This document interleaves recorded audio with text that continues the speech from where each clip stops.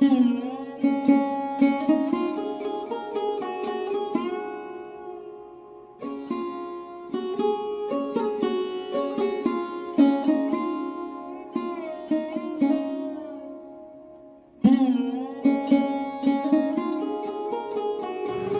সকাল আমার প্রিয় বন্ধুরা, তোমরা সবাই কেমন আছো? আশা করছি তোমরা সবাই ভালো আছো, আর আমরাও বেশ ভালো আছি।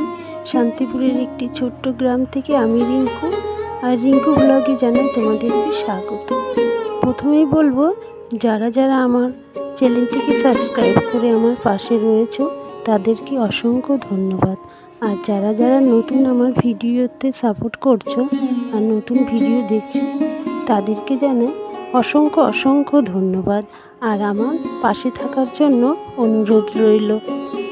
তো বন্ধুরা, ঘুম থেকে আমি সকাল সকাল উঠেছি, কিন্তু দেখো বৃষ্টির জন্য বসেই ছিলাম, কাজ করতে পারছিলাম না। প্রচুর বৃষ্টি হয়েছে আজকে।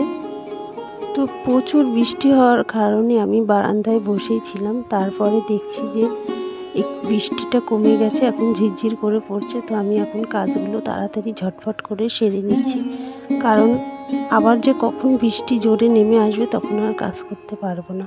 আর বৃষ্টিতে ভিজলে না আমার ঠান্ডা লেগে যায়, তো ওই কারণে তো বৃষ্টিতে ভিজতে পারি না। তো দেখো বন্ধুরা, উঠোনটা কি নোংরা হয়েছিল, উঠোনটা ঝাড় দেওয়ার পরে দেখো উঠোনটা কি দারুণ পরিষ্কার লাগছে।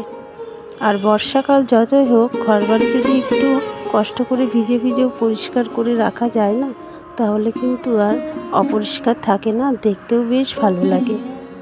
তো আমার এই যে উঠোনটা আমি সুন্দর করে ঝাড় দিয়ে নিয়ে নিলাম, আর কুলের পাতা পড়ে একদম উঠোনটা যাচ্ছে না, তাই হয়ে গেছিল। তারপরে আমি উঠোনটা ঝাড় দিয়ে নিয়ে রান্নাঘরে চলে আসলাম। স্নান টান করে পুজো দিয়ে নিয়েছি, একবারে পুজোটা দিয়ে নিয়ে রান্নাঘরে চলে আসলাম। তো রান্না করব আজকে মাংস আর মোচার ঘন্ট। আর এই বর্ষার মধ্যে গরম গরম মাংস ভাত খাওয়ার মজাটাই আলাদা কিন্তু। তো আমি দেখো এখন আলুটা ভালো করে লাল করে ভেজে নিয়েছি, আর এই যে তেলের উপরে দিয়ে দেবো জিরে।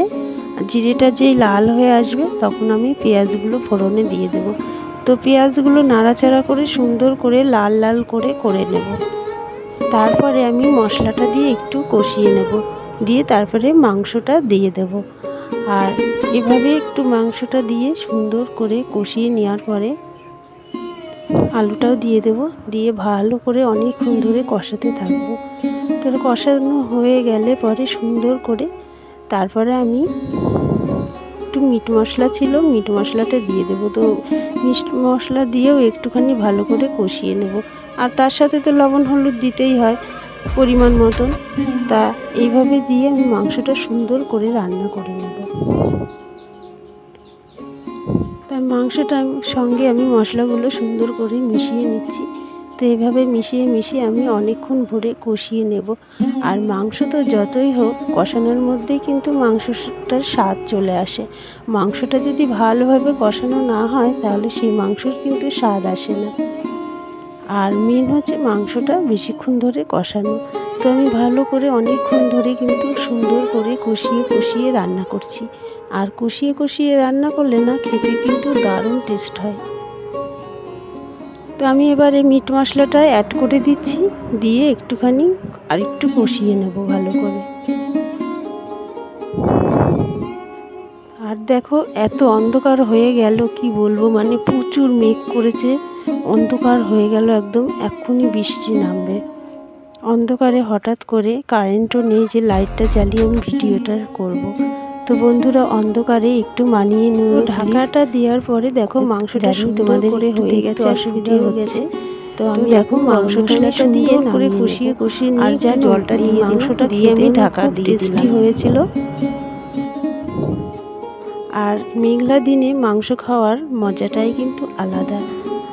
আর এই যে মাংসটা আমি এখন নামিয়ে নিচ্ছি। তো নামিয়ে নিয়ে আমি একটু ঢাকাটা দিয়ে দেবো যাতে গরম মশলার স্মেলটা বেরিয়ে না যায়। তারপরে কিন্তু আমি মোচাটা সুন্দর করে সেদ্ধ করে নেব। আর মোচাটা সুন্দর করে সেদ্ধ না করে নিলে না সেটা আর কি ভালো হয় না। তো সেদ্ধ করে নিয়েছি সুন্দর করে। তো জলটা ঝরিয়ে নিয়ে তারপরে জিরে ফোড়ন দিয়ে তেলের উপরে তো মোচাটা দিয়ে দেব। তো মোচাটা আমি কড়াইতে দিয়ে দেওয়ার পরে কিন্তু ভালো করে নাড়াচাড়া করে লবণ হলুদ দিয়ে মিশিয়ে নিয়ে ভালো করে নাড়াচাড়া করতে থাকবো। আর তার সঙ্গে আমি আদা জিরে আর লঙ্কা বাটাটাও দিয়ে দেব কিন্তু। তো আদা জিরে লঙ্কা বাটাটা দিয়ে সুন্দর করে কষিয়ে নিয়ে আমি মশলাটা আর কি যতক্ষণ তেল না ছাড়বে সুন্দর করে করলে পরে মোচার ঘন্ট কিন্তু সকাল সকাল কিন্তু রান্না বান্না সব ভাত খেতে খুব মজা লাগে। পুজো দিয়ে এগুলো যদি হয়ে যায় তো মনে করবে দেখো কোনো কাজই কিন্তু আর নেই এরকম মনে হয়। আর সারা দিন মনে হয় যে একদম ফাঁকা ফাঁকা, মনটা অনেক হালকা হয়ে যায়, মনে হয় যে কোনো কাজই নেই। আর সারাদিন কিন্তু আমি মেশিন সেলাইয়ের কাজটাও বেশ সুন্দরভাবে করতে পারি, আমার আর কোনো টেনশনও থাকে না অন্য কাজের।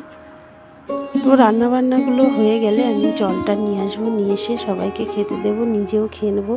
তো সকালবেলায় তো আর তোমাদের দাদা ভাই খায় না, আমরা ছেলে রান্নাবান্না তো সব আমার হয়ে গেছে। আর রাতের বেলায় দেখো আমি রুটিটা তৈরি করব বলে আটাগুলো মেখে নিচ্ছি। তো বন্ধুরা, আমার ভিডিওটি আজকে এই পর্যন্তই। আগামীকালকে দেখা হচ্ছে নতুন কোনো ভিডিও।